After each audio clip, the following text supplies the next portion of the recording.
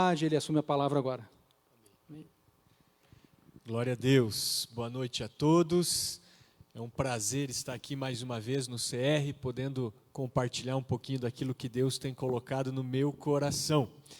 Bem, como nós estamos aqui no CR, né, eu quero começar da maneira correta, né? Eu sou o Peter, sou um filho de Deus em processo de restauração, um filho de Deus que, pela graça de Deus e no poder do seu Espírito, supera diariamente aí a procrastinação, a ira, as imoralidades e também a religiosidade. E é sobre isso que nós falaremos nessa noite, sobre religiosidade.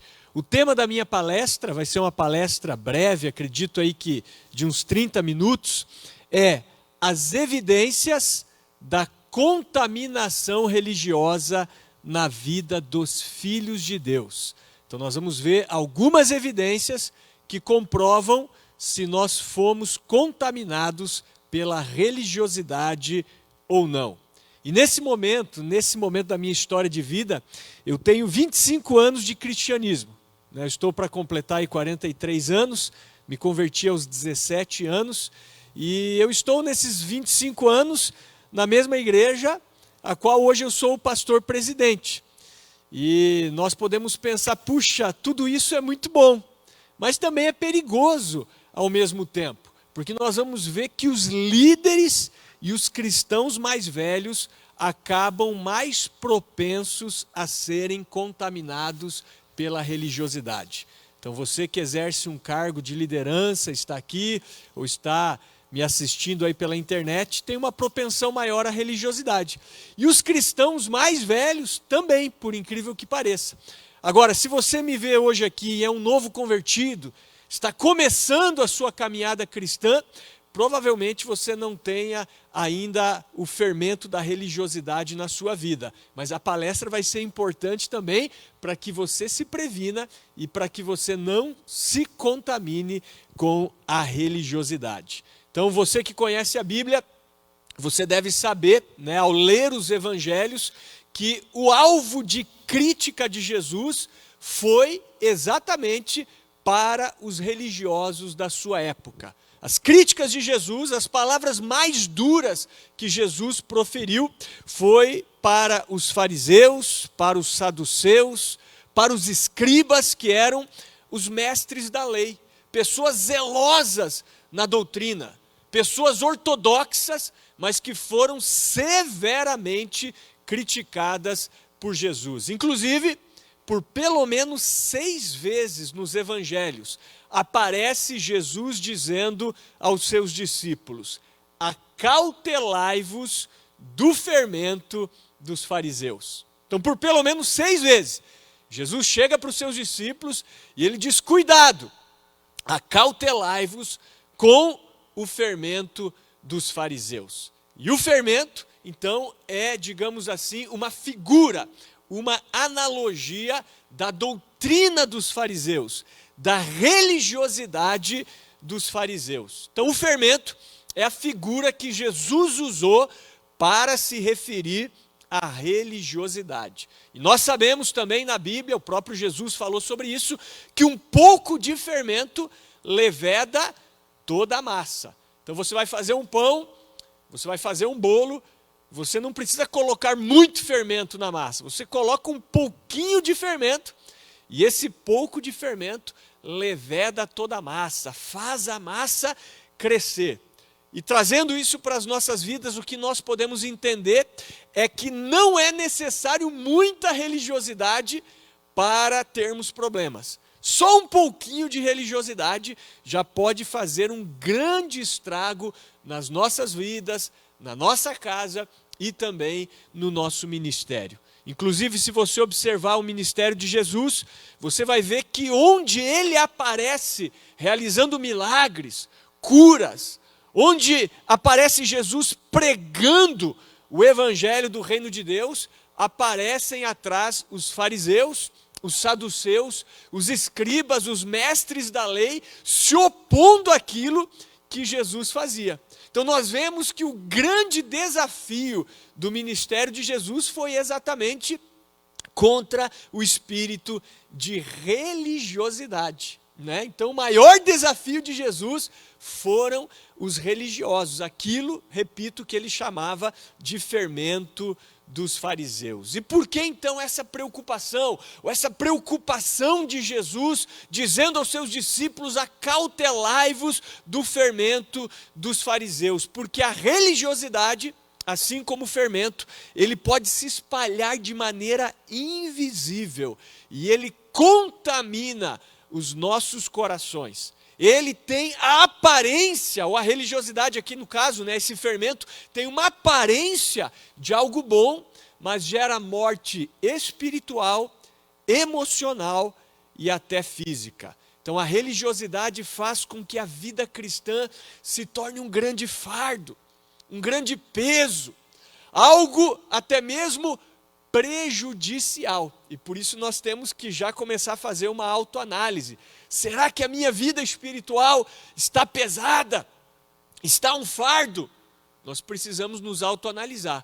Pode ser consequência do fermento dos fariseus, da hipocrisia, da religiosidade. Por isso que Jesus, quando ele chega pregando o evangelho do reino de Deus, né, ele também chega, além de falar de arrependimento, enfim, ele fala: vinde a mim todos os que estão cansados e sobrecarregados, e eu vos aliviarei.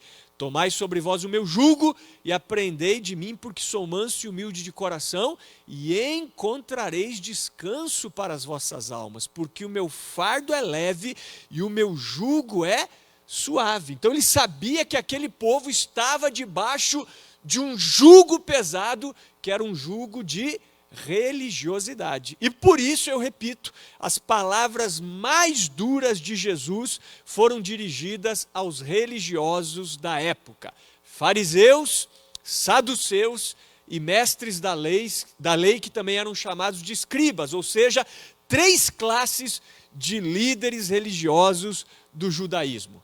E nessa noite, então, nós vamos pegar uma parábola, né, a parábola do filho pródigo, e nós vamos analisar a vida do irmão mais velho.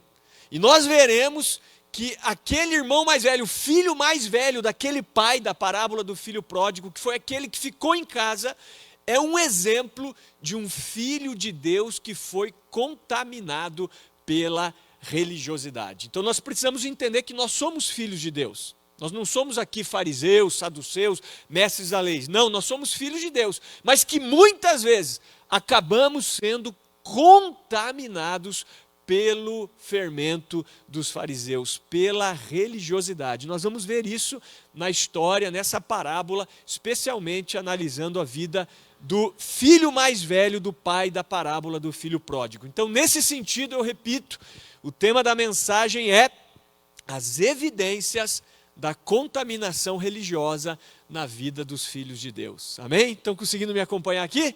Então vamos lá, vamos ler essa passagem da Bíblia, Lucas capítulo 15, do versículo 25 ao versículo 32. Então vamos lá, eu vou ler aqui no telão para que não haja aí diferença nas traduções usadas. Então diz assim essa parábola: enquanto isso, o filho mais velho estava no campo.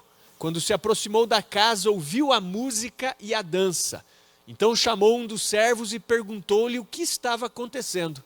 Este lhe respondeu: seu irmão voltou e seu pai matou o novilho gordo, porque o recebeu de volta são e salvo. O filho mais velho encheu-se de ira e não quis entrar. Então seu pai saiu e insistiu com ele. Mas ele respondeu ao seu pai: olha, todos esses anos tenho trabalhado como um escravo ao teu serviço e nunca desobedeci às tuas ordens, mas tu nunca me deste nem um cabrito para eu festejar com os meus amigos. Mas quando volta para casa esse seu filho, que esbanjou os teus bens com as prostitutas, matas o novilho gordo para ele. Disse o pai: meu filho, você está sempre comigo e tudo o que tenho é seu. Mas nós tínhamos que comemorar e alegrar-nos, porque este seu irmão... Porque este seu irmão... Parou aqui, né? Já foi para o outro aqui. Então eu vou ler aqui, ó. Porque este teu irmão estava morto e reviveu, e tinha se perdido e foi achado. Então, essa é a parte da parábola que fala a respeito do irmão mais velho. Então, você sabe que o irmão mais moço pede antecipadamente a herança para o seu pai, e ele vai para o mundo. E no mundo ele gasta essa sua herança com festa, com bebida, com meretrizes, enfim, e chega ao ponto em que ele começa a padecer necessidade. E ele vai buscar trabalho e ele acaba trabalhando, cuidando de porcos. Enquanto ele cuidava dos porcos, ele sente vontade de comer a comida dos porcos. E nesse momento diz a Bíblia que ele caiu em si. E ele disse consigo: bom, meu pai tem vários trabalhadores, é um homem rico, e eu estou aqui padecendo necessidade, eu vou me levantar, eu vou voltar para o meu pai, e eu vou dizer: pai, não sou digno de ser chamado teu filho, trata-me como um dos teus empregados. E ele voltou, e quando ele está longe, diz a parábola que o pai o avistou de longe e correu ao seu encontro. E quando o filho começa a falar, o pai nem espera ele terminar.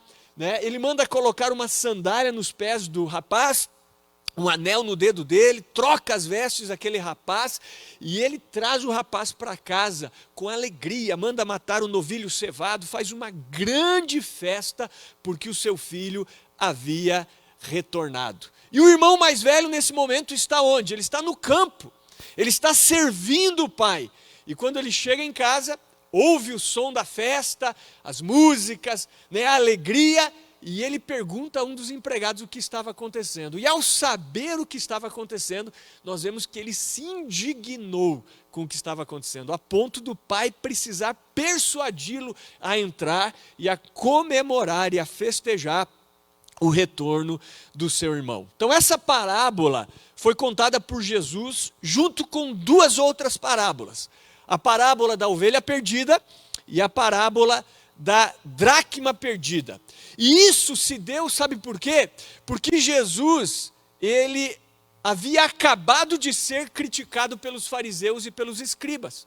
Se você lê o início do capítulo 15 desse evangelho de Lucas, os escribas, os fariseus, estavam murmurando contra Jesus, dizendo: este recebe pecadores e come com eles. Então ele conta aí a parábola da ovelha perdida, onde o pastor se alegra mais com aquela que ele encontra e acha que estava perdida do que com as 99 que não necessitavam de arrependimento.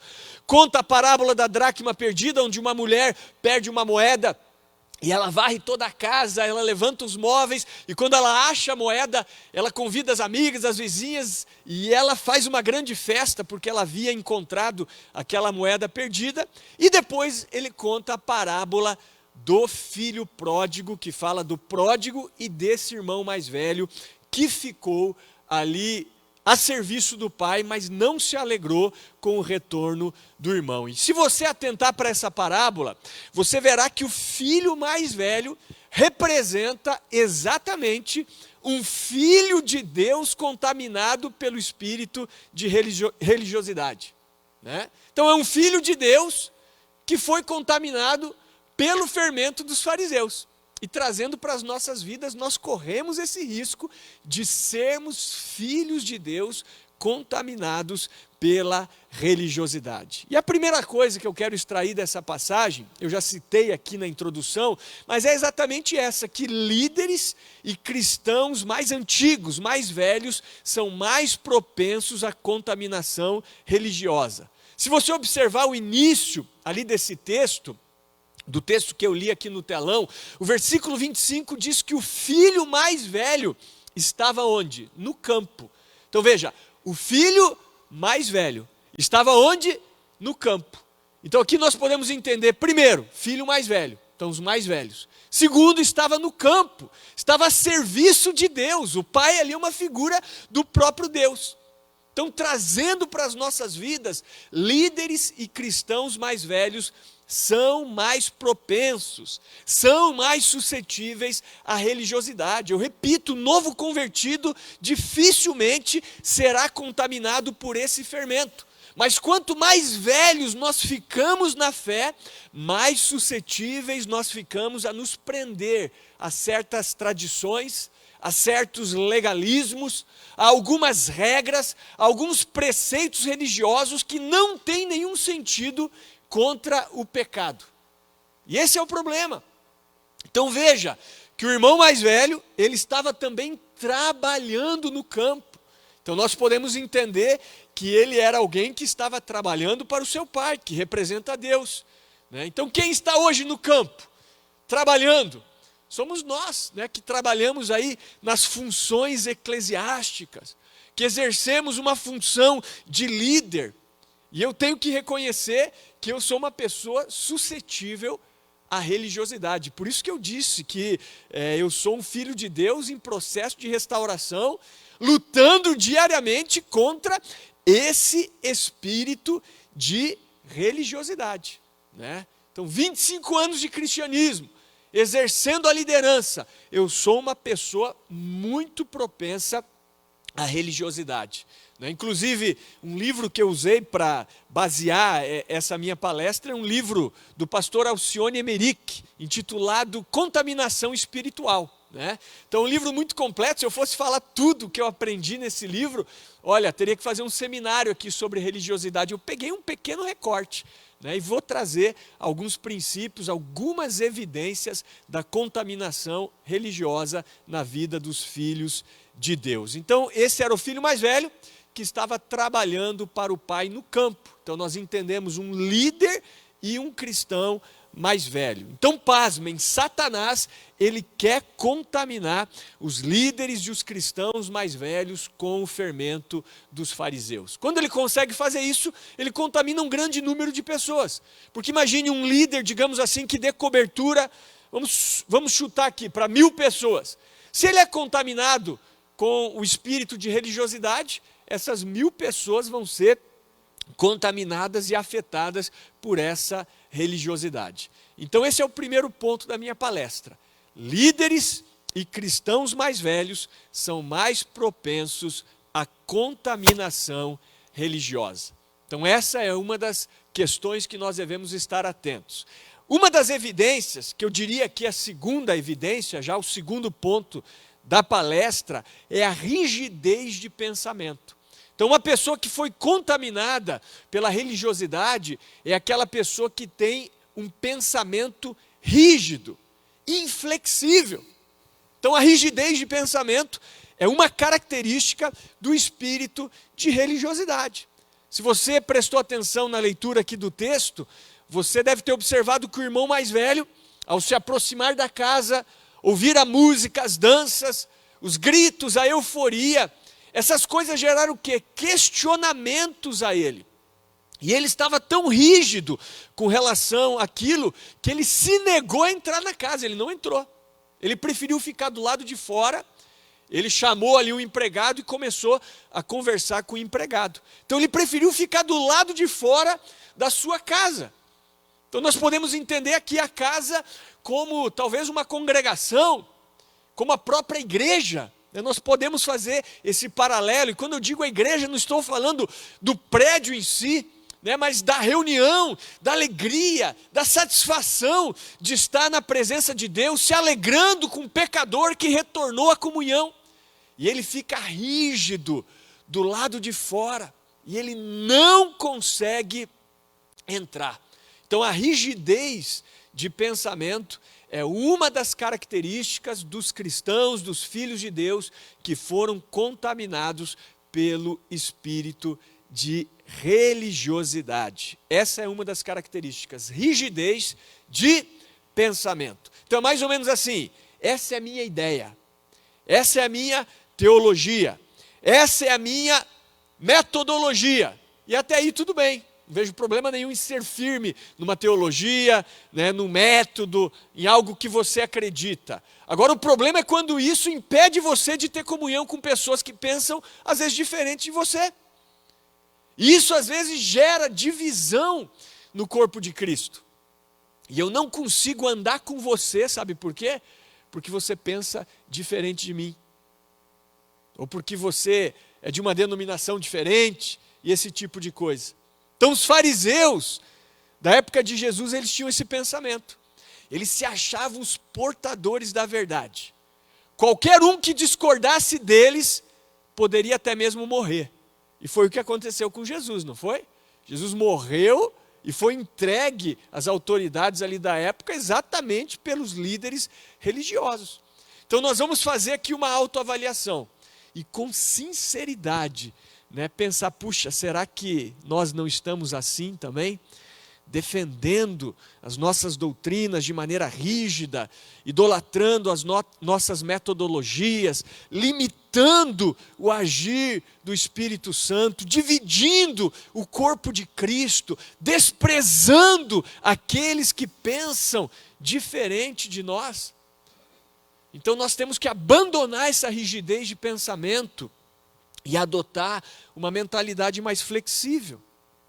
Então, quando a nossa doutrina, a nossa metodologia, as nossas ideias nos levam a odiar, a desprezar as pessoas, isso é sintoma de religiosidade.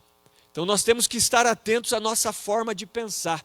Eu repito, os fariseus eles eram muito ortodoxos, mas Jesus chamou esse aparente zelo doutrinário de dureza de coração. Então, muitas vezes esse zelo esconde alguns problemas emocionais graves, esconde o nosso orgulho.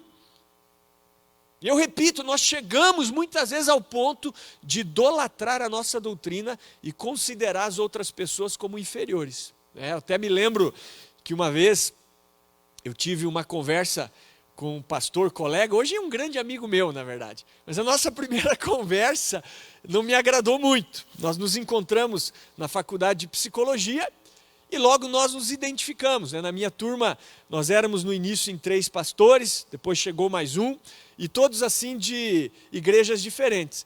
E quando eu fui conversar com esse irmão, esse pastor, que depois, como eu falei, até hoje é um grande amigo meu, nós começamos a conversar e ele fazia parte de uma denominação. E comecei a conversar com ele, falar com ele, e ele falou, e você, de que igreja que você é? Eu falei, eu sou de uma comunidade, sou de uma comunidade, no bairro Alto e tal. E a primeira coisa que ele me falou assim, eu não consigo conceber essa visão de comunidade. Quando ele falou aquilo, ele criou uma barreira na hora entre nós. Eu falei, o que esse cara está pensando? Primeira conversa, ele já veio me falar isso, criou uma grande barreira. Só que eu fui um cara flexível, entendeu? Eu relevei aquilo e continuei me relacionando com ele. Enfim, como eu falei, nós nos tornamos grandes amigos e até hoje nós somos. E por várias vezes ele me chamou para pregar na sua denominação. E hoje é um grande amigo meu. Mas veja só, na primeira conversa, ele já tece uma crítica contra a minha, digamos assim, a minha igreja. Criando o quê? Uma barreira. A princípio ali, o primeiro sentimento gerado em mim não foi um bom sentimento. Então, como cristãos, nós precisamos aprender a focar naquilo que nós temos em comum, não nas nossas diferenças. Então, nós podemos até discordar em metodologias, em algumas doutrinas, mas o que nós temos em comum? A fé no mesmo Senhor, cremos no mesmo Espírito, fazemos parte do mesmo corpo. E vamos discordar. Temos que aprender a conviver dessa maneira. É claro que algumas divergências podem impedir algumas pessoas de até trabalharem juntos. Mas não quer dizer que uma vai desprezar a outra. Nós vemos Paulo e Barnabé, ali no livro de Atos dos Apóstolos, tendo uma grande divergência, uma grande discussão. Eles eram uma equipe missionária, Paulo e Barnabé, e certa vez eles resolvem levar um discípulo, João Marcos, com eles. E João Marcos não aguenta a pegada do ministério de Paulo e Barnabé, que era forte, onde eles entravam, tinha apedrejamento, prisão, perseguição, e João Marcos os abandona no meio do caminho. E aí eles vão para uma outra viagem missionária. Paulo, na rigidez dele, fala, não, João Marcos não vai com a gente. Nos abandonou na primeira viagem, nessa ele não vai. E Barnabé insiste, não, vamos lá, vamos dar uma segunda chance para o cara. E existe uma grande discussão entre Paulo e Barnabé, a ponto de eles se separarem. E a partir dali, são criadas 2 equipes missionárias. Então Deus até promove, acredito, algumas discussões para fazer prosperar a sua obra. E aí Paulo então diz, eu vou pegar Silas e vou para um lado, e Barnabé pega João Marcos e vai para um outro lado. Mas nós vemos que a igreja entendeu aquilo. Eles não se tornaram adversários. Eles não passaram a se criticar. Simplesmente falaram, ó, realmente não dá, nossas ideias não batem com relação a João Marcos. Então vamos lá, vai para um lado você, eu vou para o outro, mas a gente continua amigo, irmão, orando um pelos outros. E tanto é assim que mais tarde, nas cartas de Paulo, né, você sabe, Paulo ele diz assim, ó, envia também para mim João Marcos, porque ele me é muito útil para o ministério. Então nós vemos que apesar das diferenças e daquela, vou chamar de multiplicação da equipe missionária, não de divisão, eles continuaram a se relacionar. E é isso, eu entendo, muitas vezes não vai dar para trabalhar com uma pessoa que pensa em algum ponto muito diferente de mim, mas ela pode continuar sendo a minha irmã, ela pode continuar tendo relacionamento comigo, a gente pode continuar se vendo e conversando e não se tornando inimigos. E muitas vezes é isso que acontece. E é isso que a religiosidade faz conosco, uma rigidez de pensamento que impede das pessoas se relacionarem mesmo tendo a mesma fé, né?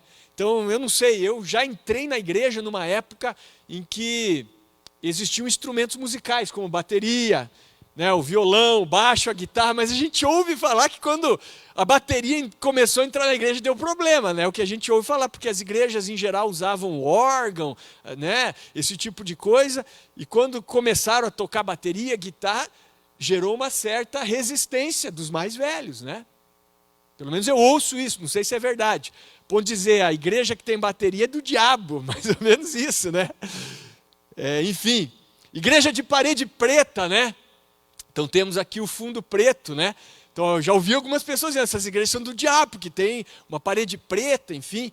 Mas se você for pesquisar, aí existe até um respaldo científico, né? Pessoas começaram a pesquisar e ver, poxa, os teatros são assim, os lugares, né, de apresentação são assim, isso dá assim, digamos, um foco maior para o espectador, né? Porque o fundo é preto, destaca ali o preletor, né? O palco sem muitos elementos, né? Tudo isso, digamos assim, contribui para a sua concentração quando você está ouvindo uma palestra ou vendo algo. Então não tem nada a ver com ser do diabo ou não, mas muitas vezes, porque isso é diferente daquilo que eu acredito, eu acabo julgando, rejeitando, criticando e até falando que aquilo é do diabo, né? Vocês estão entendendo? Então é uma rigidez do quê?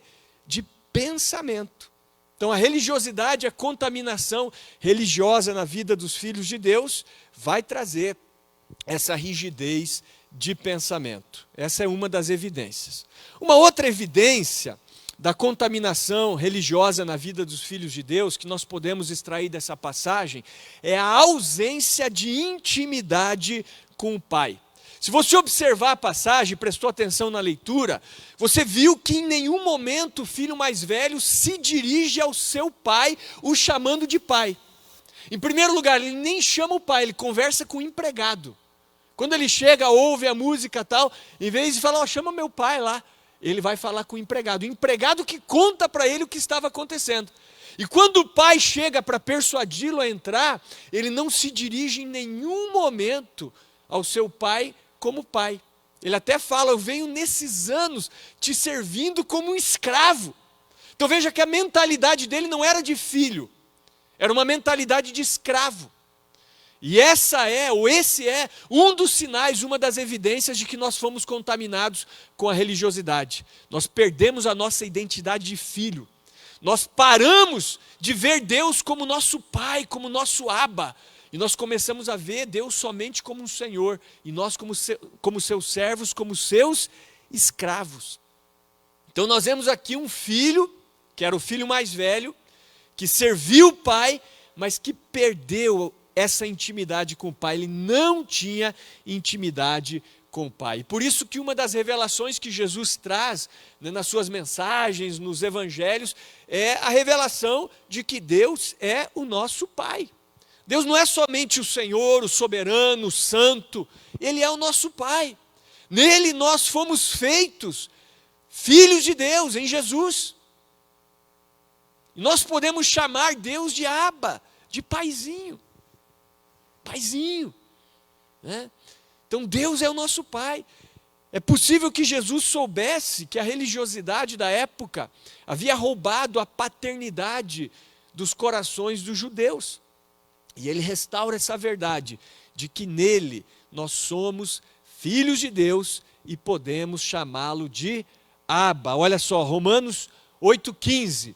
Pois vocês não receberam um espírito que os escravize para novamente temer, mas receberam o espírito que os adota como filhos, por meio do qual clamamos Abba, Pai, que significa paizinho. Então talvez você esteja aqui me ouvindo ou me vendo aí pela internet e você consiga ver Deus como teu Senhor, como teu genitor, como teu sustentador, como soberano, como criador. Mas a pergunta é, você se vê como um filho de Deus? Você enxerga Deus como pai? Então nós vemos que o irmão mais velho, ele perdeu essa perspectiva. Ele se tornou um cara, digamos assim, órfão, sem intimidade com seu pai. E esse é um dos sintomas da religiosidade, é uma das evidências que nós fomos contaminados pela religiosidade. Nós não temos mais intimidade com o pai. Eu repito, em nenhum momento o filho mais velho se dirige diretamente ao pai, em nenhum momento ele chama o pai de pai, e apesar de ser um filho que estava em casa, que servia o pai de maneira assim, digamos assim, exemplar, ele não tinha mais intimidade com o pai. Ele tinha mais intimidade com os empregados, com os escravos, do que com o pai. E é o contrário do filho pródigo, né? O filho pródigo, apesar de ter se desviado, ele nunca perdeu a identidade do pai. Tanto que quando ele cai em si, ele diz assim, meu pai tem muitos empregados. Voltarei ao meu pai e direi, pai, não sou digno de ser chamado teu filho.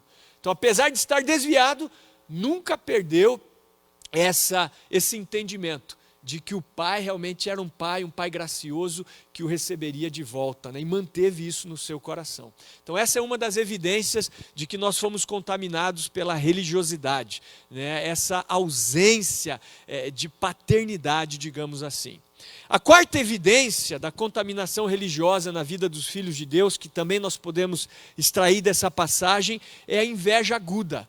Então, quando nós somos contaminados pela religiosidade, um sentimento que brota no nosso coração, na nossa mente, é a inveja. Então, imagine o servo chegando para o irmão mais velho e dizendo assim, rapaz, eu tenho uma ótima notícia para você. Sabe aquele teu irmão que se desviou, que gastou toda a herança se prostituindo, bebendo, na balada? Pois é, esse teu irmão se arrependeu, caiu em si e retornou para a sua casa. Então, uma ótima notícia. Mas o que a Bíblia diz? Que o irmão mais velho se indignou. Ele não queria entrar, ele sentiu ira, raiva, sentiu uma inveja aguda do seu irmão. Inclusive critica o pai, porque o pai prepara ali o bezerro cevado para festejar com o seu irmão. Então nós vemos que a religiosidade provoca em nós uma inveja aguda. Inclusive foi exatamente a inveja que levou os fariseus a quererem matar Jesus. Quer ver? Vamos ler só um texto, existem vários, né? Mateus 27:18. Porque sabia que o haviam entregado por inveja. Então os fariseus entregam Jesus às autoridades romanas, né? A Pilatos ali primeiro, também a Herodes, enfim. E ele diz a Bíblia que ele sabia que Jesus havia sido entregado por inveja. Se você ler o livro de Atos dos Apóstolos, você vai ver que a perseguição que os discípulos da igreja primitiva sofriam também era por causa da inveja. Por causa dos sinais que acompanhavam Pedro, Paulo e os demais discípulos ali de Jesus, os fariseus e os religiosos também ficavam com inveja e mandavam matá-los, prendê-los, açoitá-los, enfim. E no dicionário, a palavra inveja significa desgosto ou pesar pelo bem dos outros. Então olha só, desgosto ou pesar pelo bem dos outros. E também significa um desejo violento de possuir o bem alheio. Mas eu acho que essa primeira parte é o que expressa bem o que eu estou querendo dizer. É quando você fica desgostoso, fica chateado, porque os outros estão sendo abençoados. Foi o que aconteceu com o irmão mais velho. Sentiu um mal-estar pelo que estava acontecendo na vida do irmão mais novo. Então a religiosidade faz com que você inveje, com que você sinta pesar, com que você torça pelo fracasso do outro.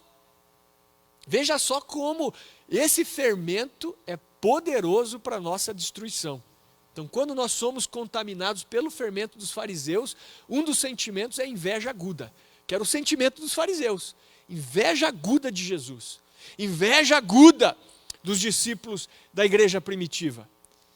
Né? E eu estava lendo, inclusive, no livro do pastor Alcione, e ele relata ali a história de uma mulher que chegou para ele e disse assim: pastor, eu já tenho muita dificuldade de dar testemunho na minha igreja. Ela falou mais ou menos isso, não bem com essas palavras, mas ela disse assim: olha, eu tenho dificuldade, eu penso 1000 vezes antes de dar um testemunho na igreja.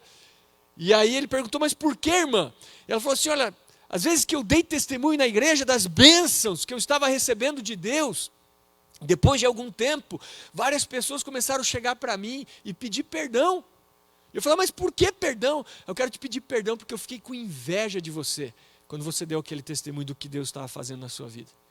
Então veja só, o irmão está aqui testemunhando algo que é para edificar a nossa fé, e muitas vezes nós estamos com um sentimento de inveja do que Deus está fazendo na vida daquela pessoa.